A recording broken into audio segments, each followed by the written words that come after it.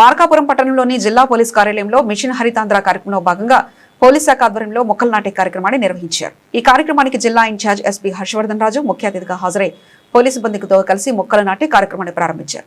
ఈ సందర్భంగా ఎస్పీ హర్షవర్ధన్ రాజు మాట్లాడుతూ జిల్లాలోని అన్ని పోలీస్ స్టేషన్లో మిషన్ హరితాంధ్ర కార్యక్రమం కింద మొక్కలు నాటే కార్యక్రమాలు చేపట్టినట్లు తెలిపారు. మొక్కలు నాటడం ద్వారా ప్రాణవాయువైన ఆక్సిజన్ పెరుగుతుందని, పర్యావరణ పరిరక్షణలో ప్రతి ఒక్కరూ భాగస్వాములు కావాలని పిలుపునిచ్చారు. వాహనాల అధిక వినియోగం వల్ల వాయు కాలుష్యం పెరుగుతుందని, ఇంధన వినియోగాన్ని తగ్గించడంతో పాటు ప్లాస్టిక్ వంటి కాలుష్యానికి కారణమయ్యే వస్తువుల వినియోగాన్ని తగ్గించాలని సూచించారు. చెట్లు మనకు ప్రాణవాయువును అందించే ప్రధాన ఆధారమని, పెరుగుతున్న కాలుష్యం అనేక జీవరాశుల మనుగడకు ముప్పుగా మారుతుందని అన్నారు. మొక్కలు నాటడమే కాకుండా వాటిని సంరక్షించే బాధ్యతను కూడా ప్రతి ఒక్కరూ తీసుకోవాలని ఎస్పీ సూచించారు. పర్యావరణ సమతుల్యతను కాపాడడంలో మొక్కలు కీలక పాత్ర పోషిస్తాయని, ఒకరి వల్ల కాదు అందరి భాగస్వామ్యంతోనే హరిత లక్ష్యాన్ని సాధించవచ్చని పేర్కొన్నారు. జిల్లా వ్యాప్తంగా 4 నుంచి 5 రోజుల్లో అందరి సహకారంతో మొక్కల నాటకం పూర్తి చేస్తామని తెలిపారు.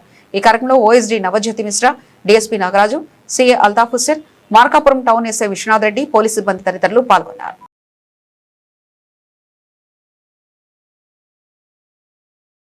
మనం ప్రకాశం మరియు మార్కాపూర్ డిస్ట్రిక్ట్స్లో రెండిట్లో కూడా మిషన్ హరితాంధ్ర ప్రోగ్రామ్ సంబంధించి ఈ ప్లాంటేషన్ ప్రోగ్రాము టేకప్ చేయడం జరిగింది.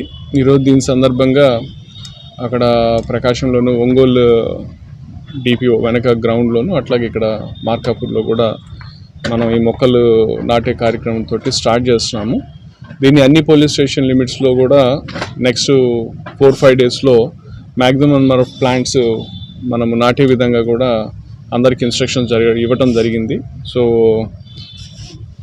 అందరికీ తెలిసిన విషయమే, మొక్కలు మన సర్వైవల్కి, మన ఎన్విరాన్మెంట్కి ఎంత ఇంపార్టెంట్ అనేది.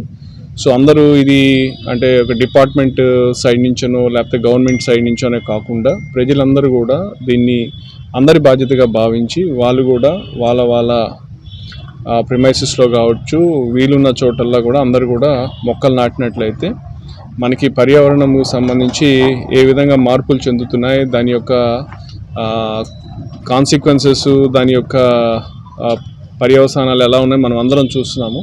డెఫినెట్గా మనము ఎన్ని మొక్కలు నాటితే కానీ మనం మళ్ళీ మన ఎన్వైర్న్మెంట్ని బ్యాలెన్స్ చేసుకుంటూ ఫ్యూచర్ జనరేషన్స్కి ఒక సేఫ్ ఎన్వైర్న్మెంట్, ఒక సేఫ్ ఇది ఇచ్చేదానికి కుదరదు. కాబట్టి మనం అందరం కూడా దీన్ని అర్థం చేసుకొని దీని అందరూ మనం బాధ్యతగా భావించి అందరూ కూడా మొక్కలు నాటుతారని చెప్పి ఆశిస్తున్నాను. సో ఈరోజు నుంచి స్టార్ట్ చేసి నెక్స్ట్ 4-5 డేస్ కూడా మనం అన్ని చోట్ల కూడా మొక్కలు నాటడం జరుగుతుంది.